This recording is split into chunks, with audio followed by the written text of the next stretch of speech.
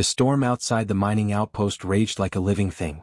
Metal groaned and sparks flew from broken conduits. Calder Voss worked alone in the dimly lit control room, tightening a panel that had been vibrating all day.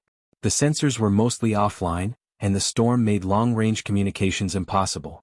Space was supposed to be empty here. Safe. Quiet. And yet, he felt uneasy like someone was watching. Then came the knock. It was soft, almost hesitant, but clear. Calder froze. He scanned the small viewport in the reinforced door. Outside, the wind howled across the barren surface, hurling ice and rock fragments. Nothing should have been able to approach him. Nothing alive, at least. And yet, there it was, a small figure hunched and trembling, a strange mix of skin and scales shimmering in the dim storm light. Calder opened the door a crack. "Who's there?" he asked, his voice cautious. The figure raised its hands and stepped closer. Its eyes were large, dark, and wet with fear. "Please," the child said in a voice that sounded almost human. "Help me, my parents, they were killed today. Can I stay here?" Calder blinked. This was no ordinary refugee. The child's skin was a soft mix of green and silver, like a living gemstone, and tiny ridges ran along its arms. Its small frame shook violently. Calder didn't know what species it was, only that it was scared out of its mind. "Your parents killed?" Calder asked, keeping his voice steady. His mind raced. Who would come this far into a storm just to hurt a child? They came in the night," the child whispered. I ran. I don't know where to go. Please." Calder glanced at the outpost behind him. It was small, barely more than a research and mining station, with a few empty storage rooms and broken maintenance tunnels.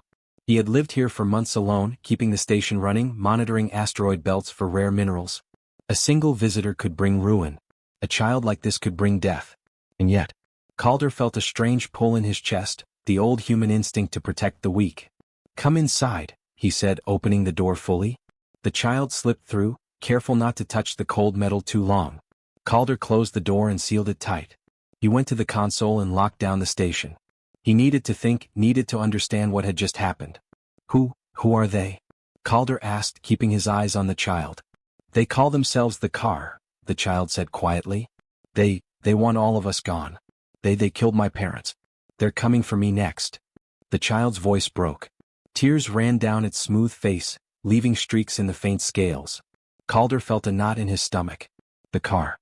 He had heard rumors in old data logs, stories of a coalition that hunted species with rare abilities.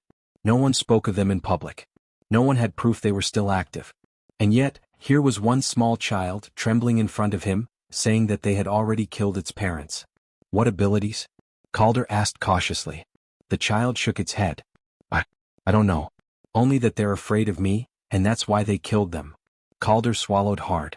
He had no weapons to speak of, barely enough supplies to survive a week in the storm if the station's power held. And yet, the idea of turning this child away was unthinkable. Humans had a stubborn streak. We didn't leave children alone to die. He guided the child to the maintenance bay. It was warmer there, away from the main storm, and he had a few spare blankets from old shipments. "Sit here," he said. The child obeyed, curling into a ball like it could disappear if it tried hard enough. Calder set the blankets over its shoulders. "Can you tell me what happened?" Calder asked. He needed details. The more he knew, the better he could plan. "They came in the night," the child repeated. "Ships, lights, they took everything. My parents tried to stop them. The child shivered violently, unable to finish. Calder placed a hand on its small shoulder. Not to scare but to steady it. Calder ran his fingers through his own hair. He had no idea what he had gotten into. The Car were dangerous. Even rumor said so. But he couldn't just leave this child outside. Not with the storm, not with death hunting it. The storm outside intensified. The lights flickered in the control room. Calder went to the emergency generator and made sure it was ready to start if the main power failed. He glanced at the child, who was staring at him now with wide, pleading eyes. He realized something terrifying. Hiding the child would only buy time. The Car would come and they would not leave empty-handed. "Listen," Calder said softly. "You stay here. No matter what you hear. Don't move. Don't speak. Understand?" The child nodded quickly. Its eyes were wide and shining with fear. Calder moved to the console and pulled up the limited sensor feeds he had managed to restore. Nothing yet. No signs of ships. But that meant little. The Car were efficient and silent. They could be anywhere by now. He turned back to the child. I'm going to make a plan. We might have to move through the maintenance tunnels. You follow my lead. Do exactly as I say. Can you do that? Yes, the child whispered. It was barely audible, but Calder heard the resolve behind it. The fear was still there, but something in it sparked a will to survive. Calder went back to the control room and checked the communication arrays. They were down, scrambled by the storm. No help would come soon. He sighed. This was going to be a long night, maybe several nights. He would have to be smart. He would have to protect this child. And humans were never good at giving up. The first sound came from the far end of the station, a faint metallic echo, like something heavy rolling across the corridor. Calder stiffened. The storm couldn't make that sound. Someone, or something, was inside. He crouched next to the child, whispering, "Hide. They're coming for you." The child scrambled under the console, curling into a tight ball. Calder moved to the doorway, ready to face whatever walked into the outpost. His heart pounded, his hands were steady, and a strange calm washed over him. Humans fought for those who couldn't fight for themselves.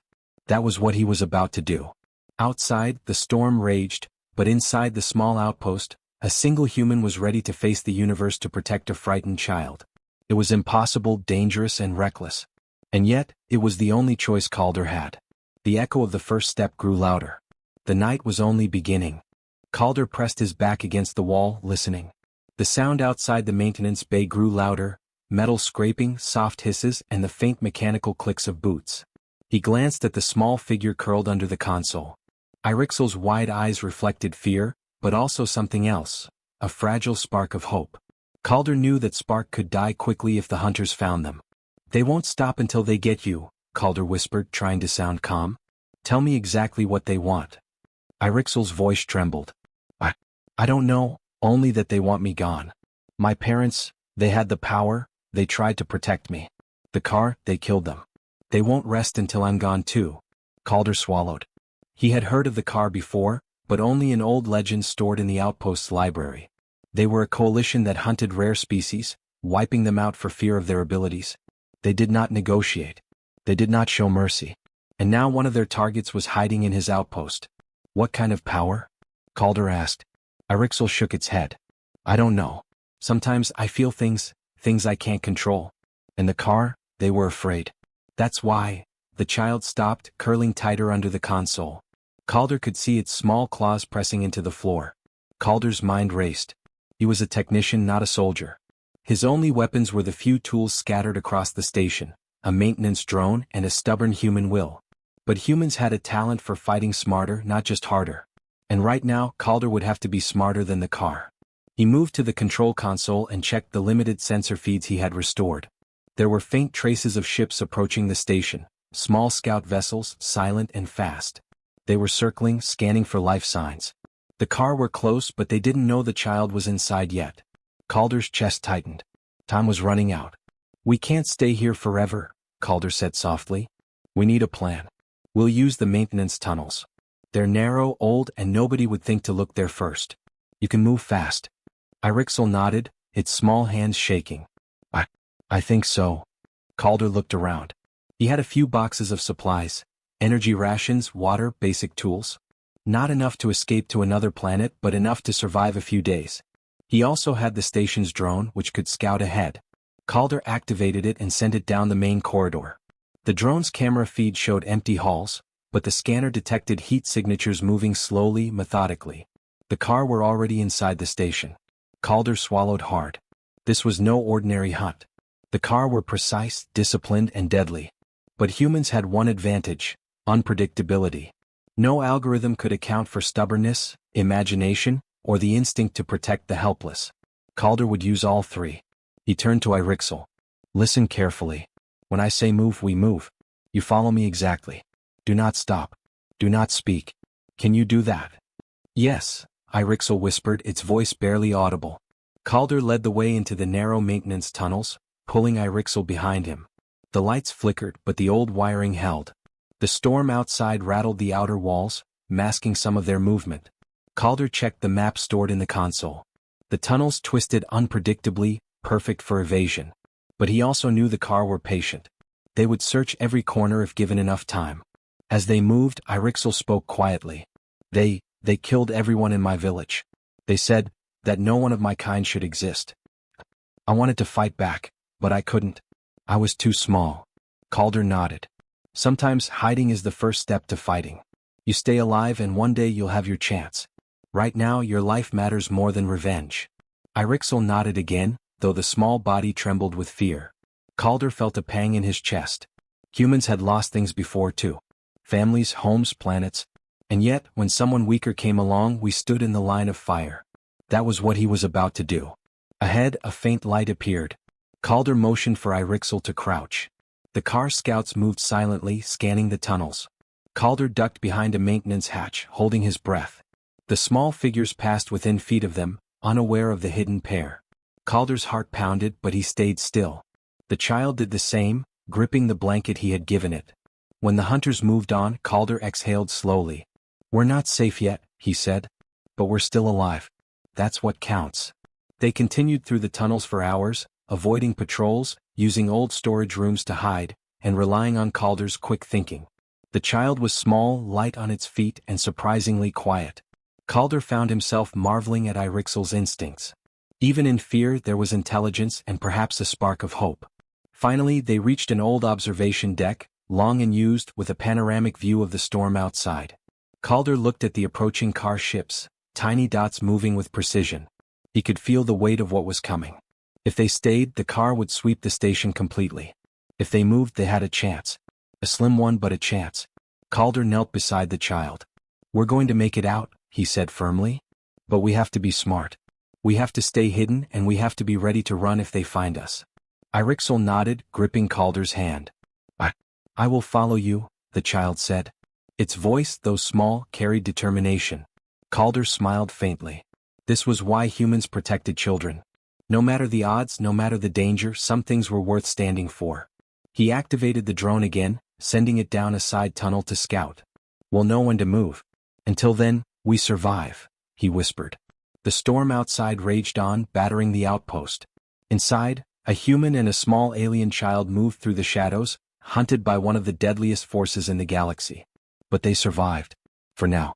And in that survival, Calder felt the first stirrings of something bigger. Not just hope, but a lesson the galaxy would soon learn. Some humans were relentless when someone asked for help. And some children, no matter how small, were worth protecting with everything you had. Calder crouched in the narrow maintenance tunnel, the faint hum of machinery around him. Irixel clung to his side, small and trembling but alert. Outside, the storm raged, masking sounds of the car patrols sweeping the outpost. Calder's mind raced. Every corridor could hide hunters. Every door could lead to death. But running blindly wasn't an option. Humans never abandon children. That instinct ran deeper than fear. "Stay close," Calder whispered. "Follow exactly what I do. One step wrong and we're done." Irixel nodded, gripping Calder's hand tightly. Its small claws left faint scratches on his arm, but Calder didn't care. They moved through the tunnels, shadows among shadows, silent as the cold metal walls. Every few minutes, Calder paused, listening for movement. The car were precise, careful.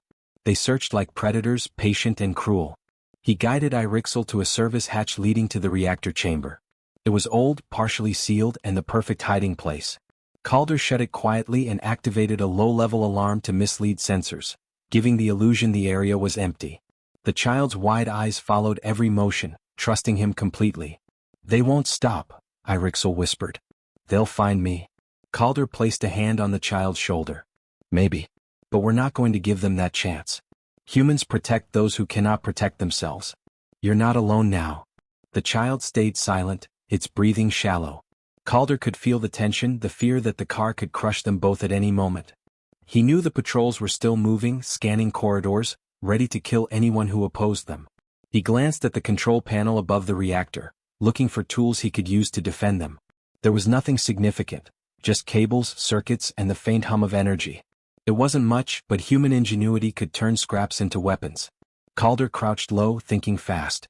If the car entered the reactor room, he could trigger a temporary overload, enough to stun them. Would buy them time to escape. He checked the energy feed. Enough power remained for one burst. He nodded to himself. That would have to be their plan if the patrols came closer. Hours passed. The storm outside battered the outpost walls, shaking metal beams. The patrol's footsteps echoed faintly through the tunnels, but Calder and Irixel remained unseen. The child was quiet now, no longer speaking, but Calder could see its eyes scanning, alert and fearful. Even in fear, Irixel had survived this far. That was something Calder respected. Finally, the footsteps approached the reactor hatch. Calder motioned for Irixel to hide behind a stack of old supplies. The small figure obeyed instantly. Calder took a deep breath, pressing a hand to the control panel. His fingers moved with careful precision. The moment the first car foot crossed the threshold, he would trigger the search. The hatch creaked open. A faint shadow passed inside. Calder activated the pulse. The lights flickered violently and a loud hum filled the chamber. Sparks flew as the car were thrown back by the sudden energy surge. Calder grabbed Irixel's hand. "Move," he shouted. They ran through a side tunnel Calder had noticed on the station schematics. It led to a service elevator long abandoned. The elevator was rusted and slow, but it would take them to a storage bay above. Calder hoped it would be enough to put distance between them and the car patrols. As they rose, Irixel's small body shook violently. I thought they would catch us," it whispered. Calder gave a short, reassuring smile. "Not today. We don't give up.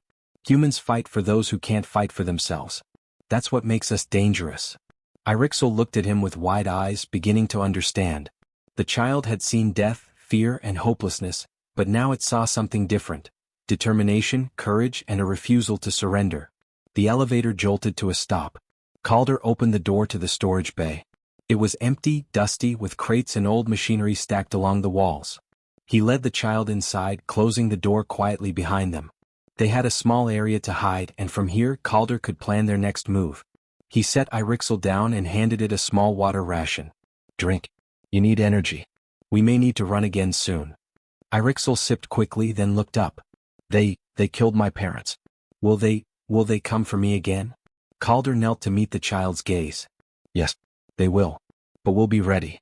Humans are stubborn when it comes to children. We don't leave them behind. You're going to survive, Irixel. That is a promise." For the first time, the child nodded with some confidence. Calder could see it taking a small measure of courage from him. He had no weapons, no reinforcements and very little time. But humans had a trait the car could never calculate: unpredictability, courage and the willingness to stand between danger and those who could not defend themselves. He surveyed the storage bay. Crates could be stacked to make barriers, old cables could be pulled to trip intruders, and even the maintenance drones could be programmed to distract or confuse enemies.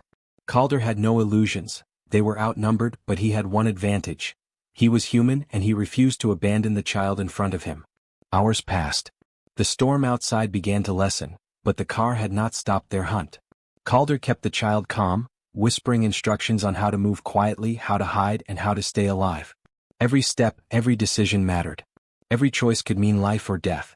By the time the car patrols moved away, Calder had Irixel understanding the basics of survival in the outpost. The child's fear was still there, but it was tempered with a spark of resolve. Calder knew this spark could grow and it was worth everything to protect it. He rested for a moment, leaning against a crate. "We made it through the first night," he said softly, "and we'll make it through the next. One step at a time. We're not alone. Humans fight for children, Irixel. Never forget that." The child's wide eyes reflected trust and a fragile hope. Outside, the storm was fading, but inside the storage bay, Calder realized they were beginning something bigger than survival. They were beginning to show the galaxy what humans were capable of. And humans, when protecting the helpless, were unstoppable. The silence in the storage bay lasted only a few minutes before the next danger arrived. Calder and Irixel crouched behind crates, listening to the faint hum of distant engines. Through the cracked viewport, tiny dots of light moved across the void outside. The car ships had returned, larger this time, scanning every inch of the outpost. Calder's jaw tightened. They were not leaving. Not without the child. "They're coming," Irixel whispered, clutching Calder's hand. "I know," Calder said quietly. "But we're not waiting to be caught. We make our own move." He had spent hours planning. The outpost's old mining ships were docked in a small hangar, forgotten for decades. If they could reach them, they had a chance to escape. The problem was the hangar doors were controlled remotely, and the car were monitoring all systems. Calder's solution was simple and human: distraction. He activated a maintenance drone and sent it down a side corridor. The drone's lights flickered as it moved, making noise and drawing attention. Within moments, the car sensors reacted. Alarms flared and small patrols moved toward the noise. Calder and Irixel slipped quietly through the maintenance tunnels toward the hangar. Every step was tense. One wrong move could expose them. When they reached the hangar, Calder checked the docking controls. The ship they would use was small, barely enough for two. But it had engines and that was enough. He activated the override, opening the hangar doors slowly. Outside, the storm had lessened, and the stars were visible, cold and distant. Calder glanced at Irixel. "Ready?" The child nodded. Its small face showed fear but also determination. Calder helped it into the ship. He climbed in after, sealing the hatch. The car would be watching, but they had a moment. A small moment, but enough. Calder powered the engines. The ship shuddered as it came online. Outside, the car realized their prey was moving. Sensors flashed red. Calder smiled faintly. Humans always fought differently. While the car expected fear, they got defiance. The outpost erupted in alarms as the ship lifted off. Car patrols moved to intercept. Calder maneuvered the ship through the storm, weaving between debris and asteroid fragments. Irixel clung to the seat, eyes wide. Calder glanced at the child. "We're not just running," he said. "We're showing them they can't take you without a fight." The car ships fired, small plasma bolts slicing through space. Calder dodged and weaved, relying on instinct and the ship's minimal shielding. One ship came too close and Calder used the ship's old mining laser to disable it, sending it spinning out of control. Irixel gasped, but Calder kept his eyes forward. One at a time they could escape.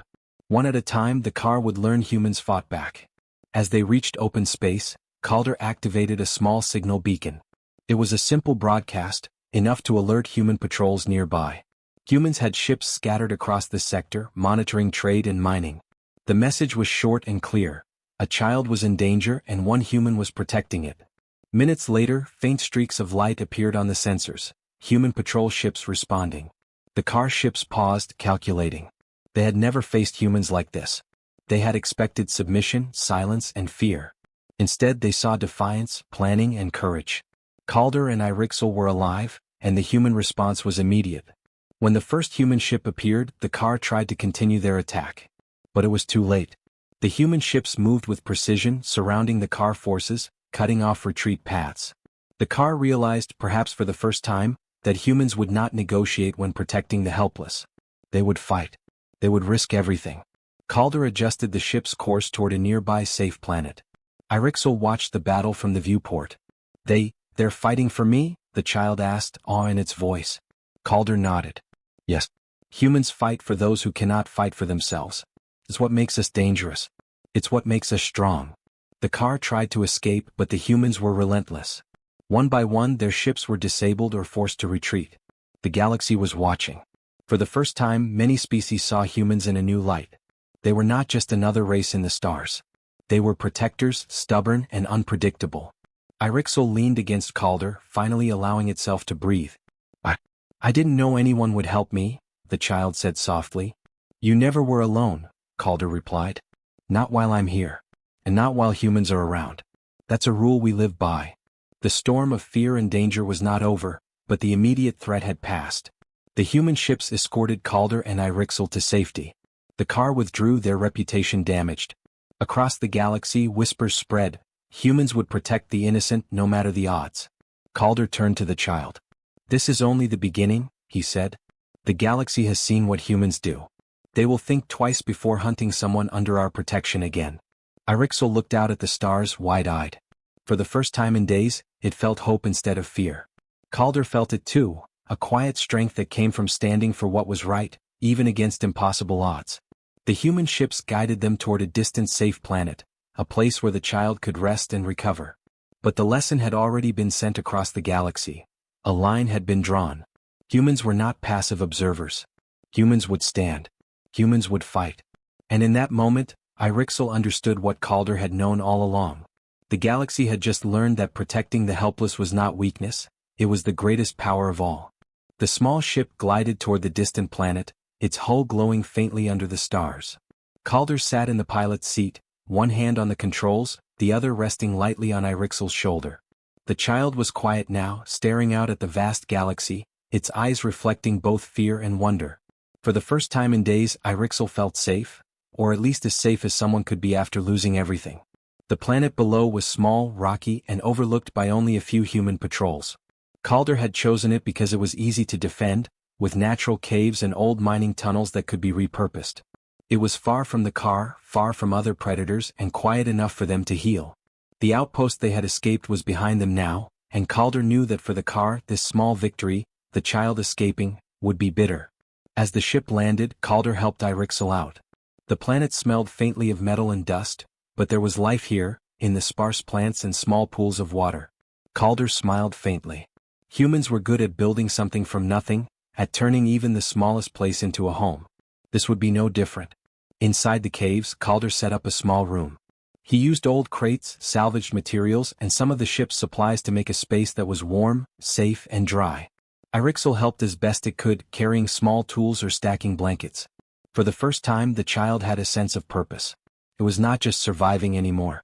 It was contributing. You see, Calder said as he worked, humans make a home wherever they are. Even in the worst places. Even when the universe seems against them. This is our way. Irixel nodded, eyes wide. It feels like a real home, the child said softly. It is, Calder replied. And it's more than just walls. A home is where you're safe, where someone cares enough to stand between you and danger. That's what we've done. That's what humans do. Days passed. Calder and Irixel gathered food, repaired small equipment, and mapped the planet's caves. The small room became a safe world, with corners for sleeping, areas for work, and even a small window carved to watch the stars. Irixel's fear began to fade, replaced by curiosity and the desire to explore. The child laughed quietly when Calder showed it how to fix a small water filter, and Calder smiled. Small victories meant everything. But even here, the shadow of the car loomed. Calder knew they would not forget. They had been humiliated, forced to retreat by a single human protecting a child. The galaxy had watched. Word would spread. But Calder was not afraid.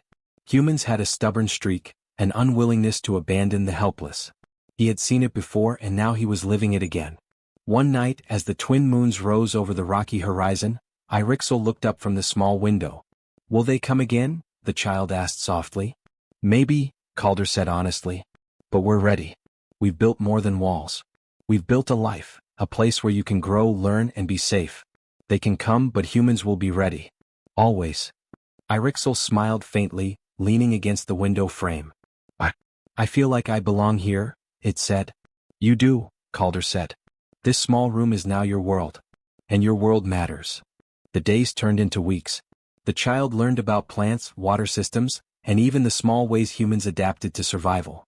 Calder taught it about the galaxy, about the importance of courage, kindness, and standing up for those who could not stand for themselves. Irixel listened, absorbing every lesson, growing stronger not just physically but in spirit. One day, as Calder repaired a solar collector, Irixel approached. I'm ready to go outside more, the child said, its voice steady. I'm not scared of the car anymore. Calder smiled. That's good. You've grown stronger. That's what happens when someone protects you and you learn to trust them. Humans don't abandon children. We help them grow. That's what makes us unstoppable in a way. Outside, the planet was quiet. The wind carried no storms, no signs of car patrols. Calder and Irixel walked among the rocky hills, feeling the cold metal under their feet and the soft breeze in their faces. The galaxy was wide and dangerous, but they had carved a corner of safety. A small room had become a home had become a safe world, and in that safety hope began to grow. Calder watched the child climb a small ridge, pointing to the distant stars. One day, he said, you'll travel out there again. You'll see the galaxy, maybe even change it. But always remember it started here.